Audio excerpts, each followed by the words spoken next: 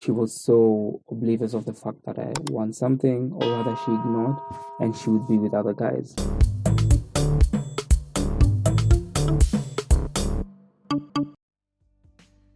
My name is Louis Abuga, and I'm a singer songwriter, guitarist, and also a student, I'm also a business person. I'm happy to be here.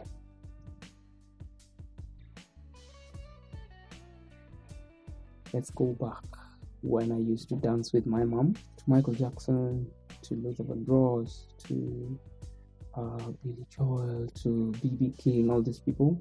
Yeah, that's how I feel like the environment that I was brought up in when I was a child is what actually molded my music and made me want to start music, want to do music, and it molded my genre, everything that I know about music. And shout out to my mom. Money? But not really. I really want to inspire people, and I've helped people. Some people discover the love in music, playing the guitar, and every time I help someone, they normally come back to me. They're like, Lou, you really helped me. I'm really thankful for you being a teacher, being a mentor to me, working with me. I was like, So whatever I'm doing is helping somebody discover the skills, the passion. That is why I think I wake up every day and then I do my skills and then I do my practices every day, because I feel like there's somebody out there who's waiting for me to come in their lives and spark that fire.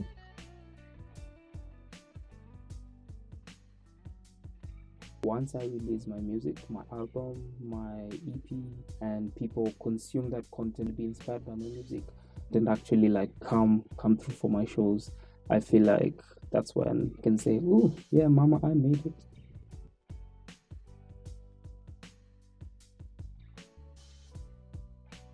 I think I would exercise more.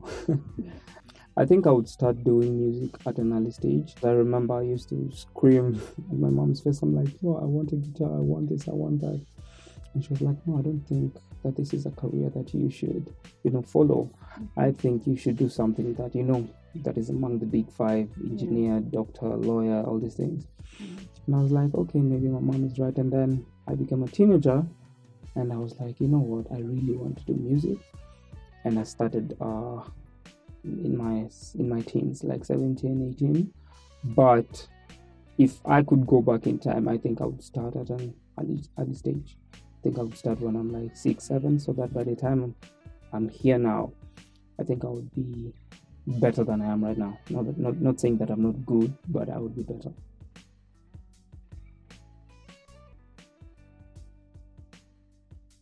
It depends. I feel like if we are doing something that is constructive with my friends, and the practice that I'm supposed to be indulging in is not really urgent, I feel like I would go to my friends. But like if the practice is urgent, like maybe I have a show in the next 2 days and they want to hang out, I'd be like, no. And they understand. They normally do understand. I'm like, yo, I have a show and you know this. So I have to be practicing. They understand. But then if it's not urgent and I feel like I'm well prepared, then I'll go hang out with my friends. But at all times, practice comes first.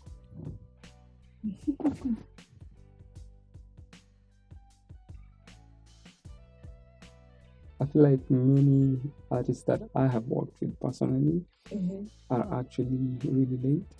And I think it's because of the mentality that Kenyans have, where if we say something is happening at 2 p.m., get there at 3. Also, at the same time, in our defense, we've been played with, we've been lied to, where somebody says, "Oh yeah, the show starts at 6. Please be here at 5," and then you come there early and nothing has happened. Things are not are set, the equipments are not ready, and all these things, and they're like, but you told me to be early. So that's why maybe sometimes when we're told to be there early, we're like, but I feel like that's a true stereotype.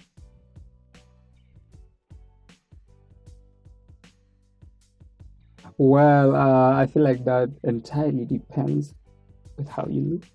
One, your artistry and your charisma and personality. I feel like if you have maybe style and then all these things, Personally, I don't really have like a train of people following me, wanting me romantically, but yeah, people just appreciate my art.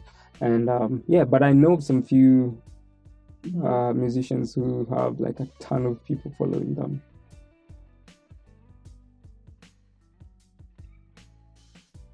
An apple, it's not easy to get an apple, and I feel like it's expensive. And knowing myself, I am actually really I'm an expensive person, and I like that lavish kind of life.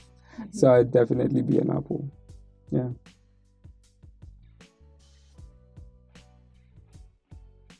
Probably have like 13 to 17 songs that I feel like if I recorded them, that would be amazing.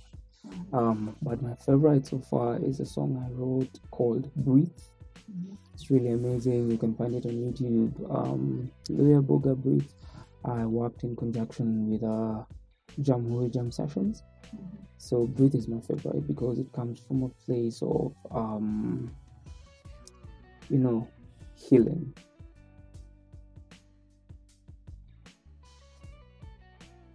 The first line says, "See, I lay here and I watch you sleep, and how I wish I could be more than your lover at night when you need a friend."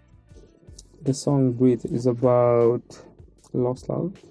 It's the way you can have a crush on somebody. It might be a friend, it might be a long-time friend, best friend, whoever, and then it happens to be that they like you back, but you want something out of them. You want a relationship, but they're not ready for a relationship, or rather, they show that they're not ready for a relationship, and then the two of you take advantage of each other. We slept together, but nothing productive came out of it apart from the physical satisfaction. I wanted a relationship out of her, but then she was so oblivious of the fact that I want something, or rather she ignored, and she would be with other guys. So it was like a non-committal thingy, and that really hurt me at some point in time, and I was like, why though? That's why I started by saying, "See, I lay here as I watch you sleep, and I wish that I could be something more than a lover who you just see at night." And I feel like many people have actually gone through something of that sort, and that's why I was like, let me write it. I feel like somebody can relate, and it might actually help somebody heal from maybe something of that sort they've been through.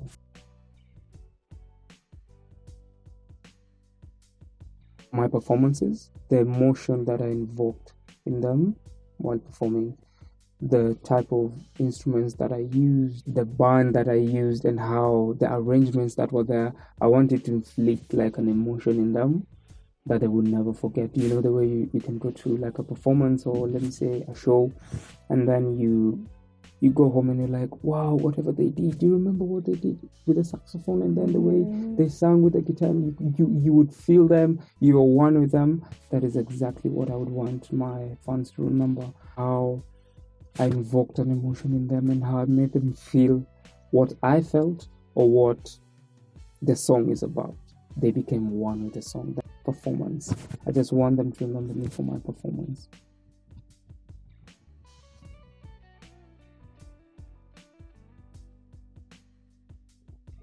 So, have you ever had anything, where bras, panties thrown at you at a concert? Yet to, I presume. Yet to. I've never heard anyone throw the bra or panties at me. But I don't know. That must be nice. That must be nice. Yeah, but yet to. Never. No one has ever thrown anything at me apart from love and shouts. Yeah.